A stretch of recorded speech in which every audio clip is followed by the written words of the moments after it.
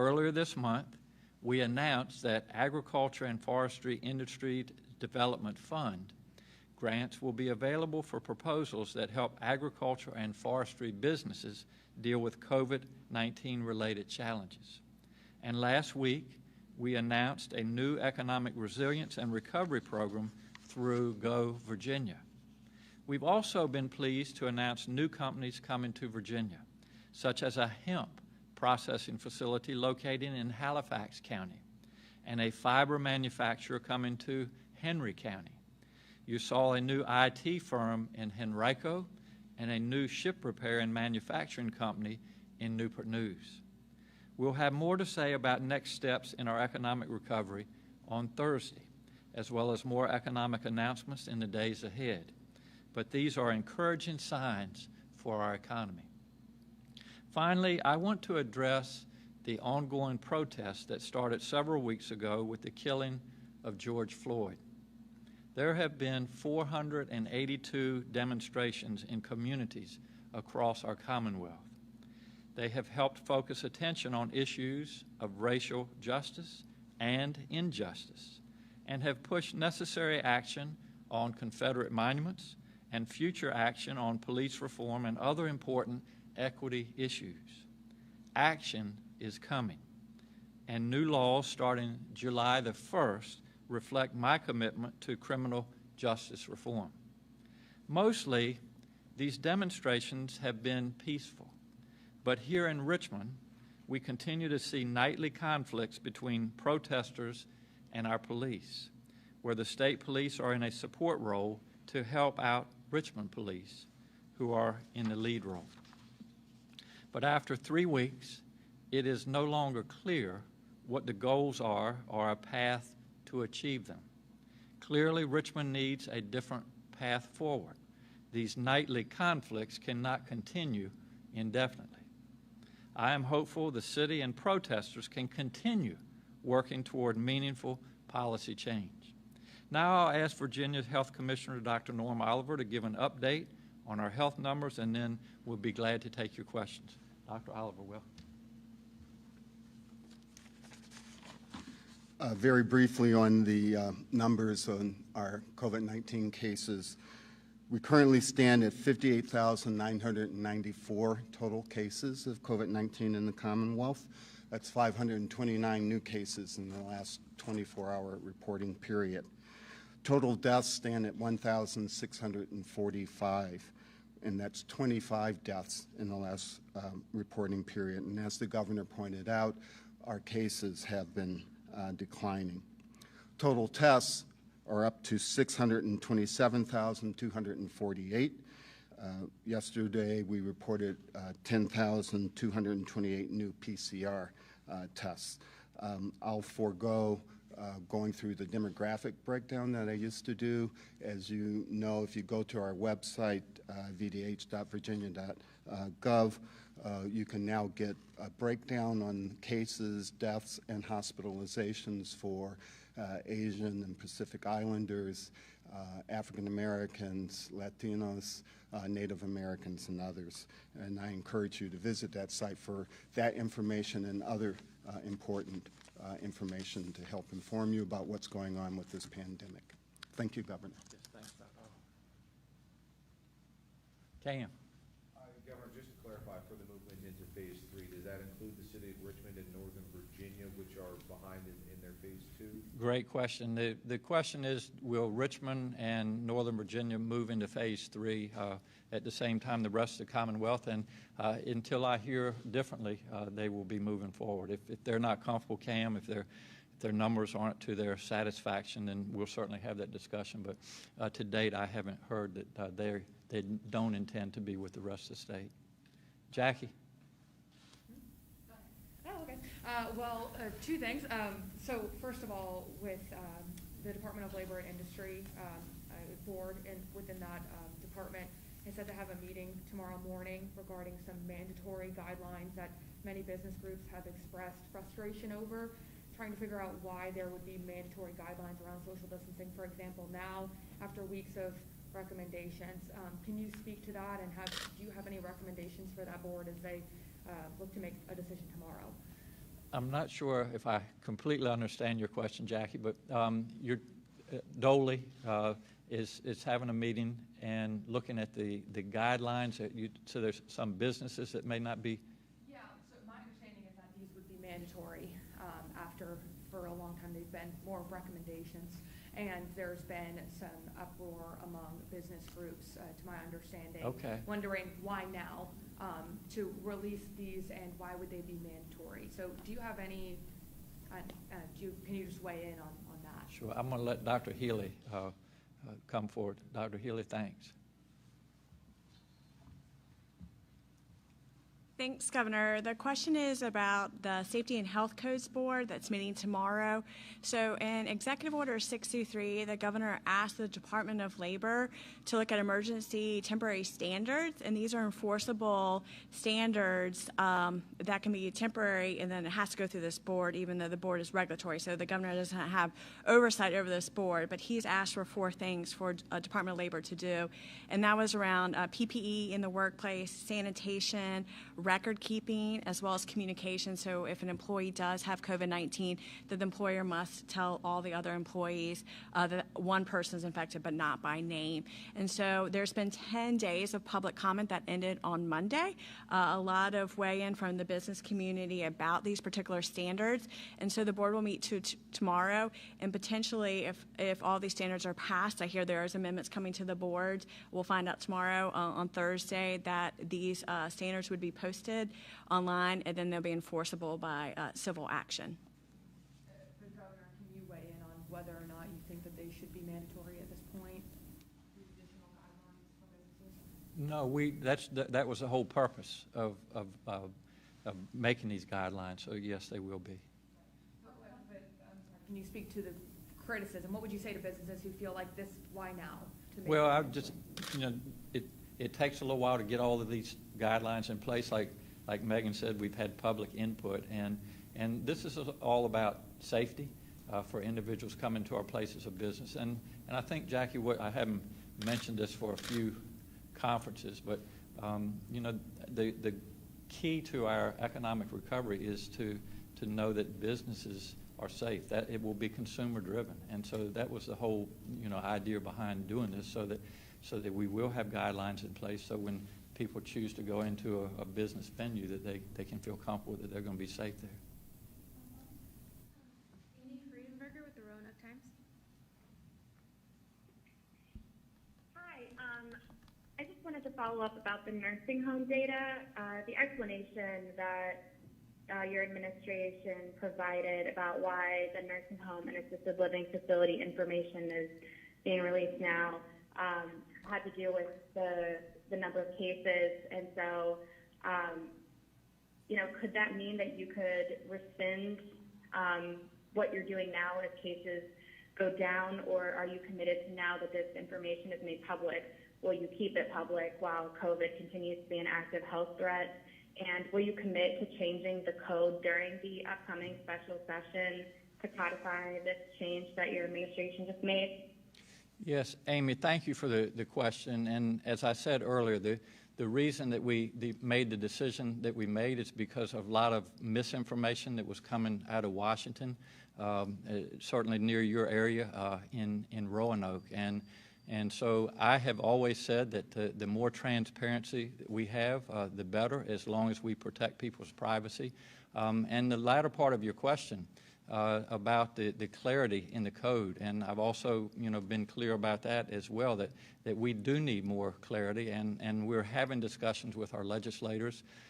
We will have a special session probably in August, and whether it will be taken up during that special session or in the regular session in January, we haven't made that decision yet, but we'll certainly have that dialogue. And as soon as we have legislation that we feel will provide more clarity, then I will encourage the legislators to propose that. It will be vetted by different folks, and then hopefully bring more transparency to the process as we move forward. Will you reconsider your administration's interpretation of the code in order to identify businesses with COVID outbreaks now that this exception has been made for the assisted living facilities? Well, as I said, Amy, there's been no change in the code. This is in response to a lot of misinformation that was coming out of Washington, which was very confusing, and that's why the decision was made. Following up on her question, I'm just wondering, now that VDH is releasing the names of nursing homes and assisted living facilities with COVID-19 outbreaks, I'm wondering if you'll be able to release the names of businesses like poultry plants with major outbreaks. And then my second question has... Let's just stick with your first question first, if that's all right, Kate. It's all boils down to whether it's a public health risk, and so that's something that we will monitor moving forward. But the pandemic has changed. There are more nursing homes now that have had outbreaks, and so for the public health safety of individuals in these nursing homes, that's why the decision was made. As far as other businesses, we'll monitor that. If it becomes a public health risk, then it's something we'll address. But I think in also, and it goes along with what Amy asked, there needs to be more clarity. And so one of the things that this pandemic has done is it's brought out a lot of questions and different situations, and so we've learned, and we'll move forward and provide that clarity. So you had a second part. Yeah, my second question has to do with reports on the dangers of use of chemical agents like tear gas and pepper spray during a respiratory pandemic, and we've seen those heavily deployed by law enforcement here in Richmond. So I'm wondering if that's a concern to you as a physician, and if you might, consider directing police not to use them. Kate, obviously we don't like seeing the use of tear gas and rubber bullets. So no, I'm not going to direct the police how to do their work. But what I am going to say is that, we've had over 480 protests in the Commonwealth of Virginia. The great majority of them have been peaceful. And I just encourage Virginians as we move forward to keep their protests. I mean, that's a First Amendment right, but part of that is to be peaceful and not break the law.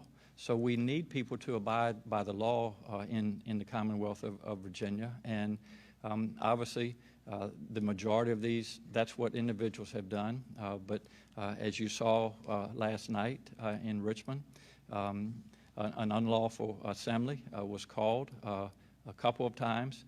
People refused to leave, and so when people break the law, we can't condone that. And so, in order to keep the peace, the police are going to need to take the action that's necessary. Bill Atkinson with the Progress Index. Thank you, Marissa. Governor, has your administration reached out to the nursing homes about releasing this information, and are they on board with it? Because one of the main points they were saying so tight-lipped about this was because they were worried about losing their Medicare and Medicaid funding if that information got out. So what sort of feedback, if any, are you receiving from the nursing homes about releasing this information? It's a good question. Do you want it, Laura? Hi, the question's about whether we've gotten some feedback about the recent policy decisions around releasing the names. I have regular contact with stakeholders in the long-term care facility community. We meet regularly with their associations as well as representatives of individual facilities. We'll be scheduling a training on the new guidance and an opportunity to answer questions towards probably the tail end of this week. The information is already reported to the health department, so numbers of cases are already a reportable condition to the health department, so that knowledge is already known to VDH. Thanks. If I can follow up real quick on that, is the information on the outbreaks at these nursing homes, is that available on the website right now, or when will that be available? So available on the website right now is a list of long-term care facilities, nursing home and assisted living facilities that have had outbreaks of COVID-19. It includes the number of cases and the number of deaths in each facility. Very small numbers are suppressed in order to protect patient privacy. I just wanted a quick follow-up. Kate, I read your article, and I want to compliment you on the article. Just a lot of really good information in it. And one of the things that I wanted to remind all Virginians, a lot of us have loved ones in nursing homes and long-term care facilities. I have my 95-year-old father, and one of the questions that he asks is, when can you come visit me? And so I would encourage people to go to the website, which is actually part of your article. If they read your article, they can just highlight it, and it will direct them to that website, and it will outline the guidelines going into phase 3 on being able to visit our loved ones in the nursing home. So I appreciate your work.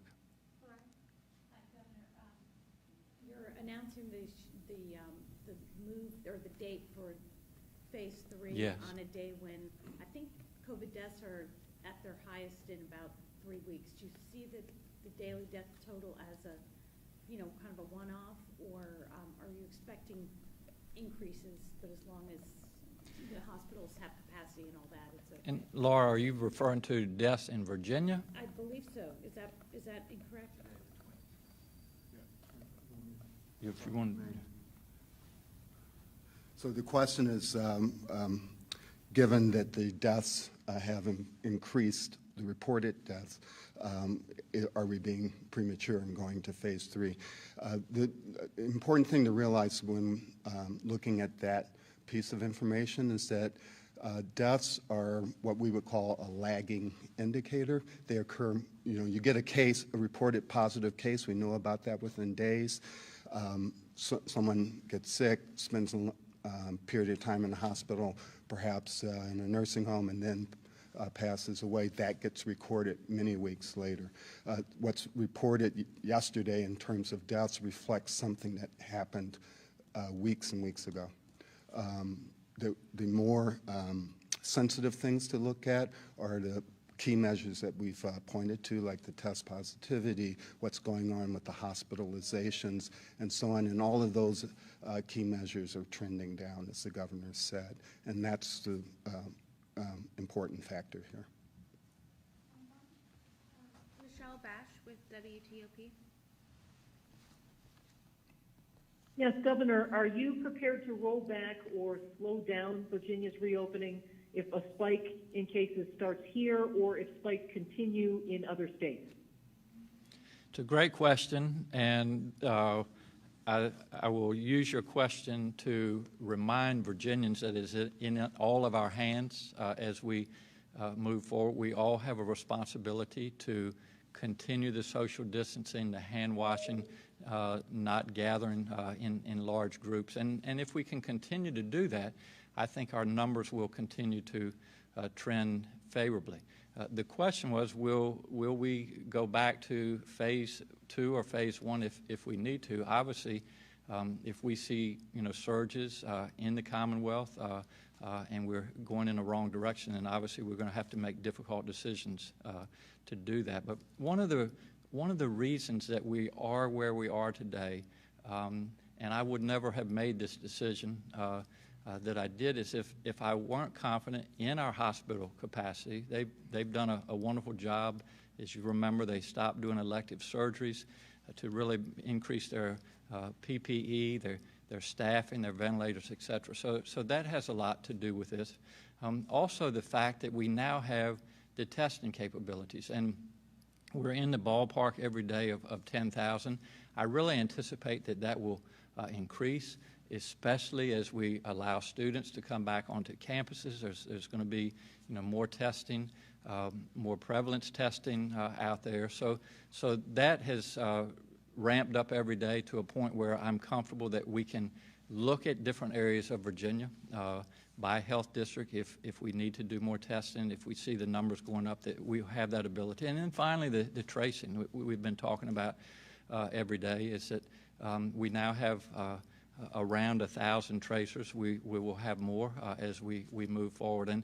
And so all of those things together allow us to be where we are today and to really try to open up our economy, get people back to work, and get back to that near normal. But I think the reality, and we need to remind ourselves, is that this virus is still out there. It is still very contagious. And as I said earlier, we need to take this very seriously. And if we don't, if we become complacent and don't continue to follow these guidelines, then the possibilities are there that we would have to go back, and I don't want to do that. I don't think anybody wants to do that. Governor, we're getting a couple phone calls from folks in the funeral industry. These are directors and embalmers. They've been looking for PPE. They found some places that supply these items, but they're marked up quite a bit. And I know you've talked about having all of this available. Yes. And so they said they called some of the numbers on the website, but they haven't gotten calls back. Okay. Some of the numbers aren't functional. So just looking for some guidance there. And then also... Let me, just on that one, because I would encourage them, Andre, to go through their vendors. If they're unable to obtain the PPE that they need, to go through the local health districts and ask them for assistance, and then also through the local Department of Emergency Management. So any of those avenues would work. And then finally, you know, we have our what we call our VEST task force. And if they can't get the help they need, if they would get in touch with us, we would help them. We would direct them to where they can get help. But the bottom line is we have PPE, and if they're having difficulty obtaining that, we would certainly want to know about it. We want to help them. Okay. And secondly, if I may, a few conferences back, you mentioned that you would meet with protesters, but it wasn't time yet. Now that we're seeing so much continued unrest, are you ready to meet with these protesters, and if so, what would you say to them as the governor? Well, again, yes, I'd be more than willing to meet them. Obviously, we need to do it in a safe environment, and I would encourage them to continue to be peaceful and advocate and let us know what they intend to get out of all the protesting. I think, for the most part, Andre, I have listened, not face-to-face, but listened to a lot of protesters. I recognize the pain. I know that the great majority of all of this, it started after the death of George Floyd because of the tremendous pain over the inequities, the 400 years of history, the things that we've talked about. So I'm more than willing to continue.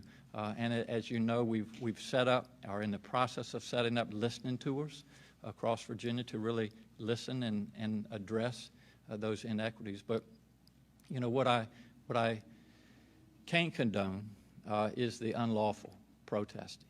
And you know the great majority, especially during the daytime, Andre, that we've witnessed, have been very peaceful, and we're all very supportive of that. But after the sun goes down, there seems to be a different agenda, and that's what we need to. I need to hear from these individuals. What do they want, and what we can do policy-wise to change a new path forward. Timeline for that meeting? I don't have my schedule in front of me, Andre, so I don't know when the different meetings have been set up, but they will be in the near future. Max Thornberry with the Northern Virginia Daily. Yeah, I have a question about unemployment benefits and insurance. Is there any way for the Virginia Employment Commission to be able to track people that are refusing to go back to work because they are making more money on unemployment? Maybe they have been offered their job, but they aren't going back. Is there any way for the Employment Commission to track that other than relying on businesses and employees to self-report that? Yes, we have been tracking that. Megan, you want to address that?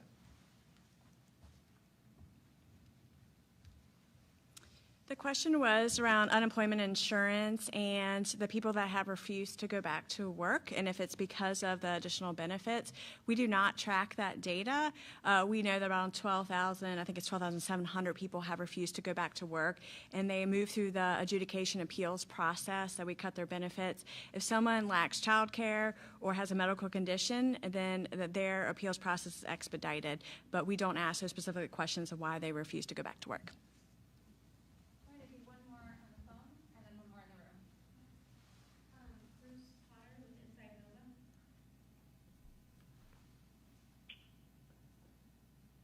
Good afternoon, Governor.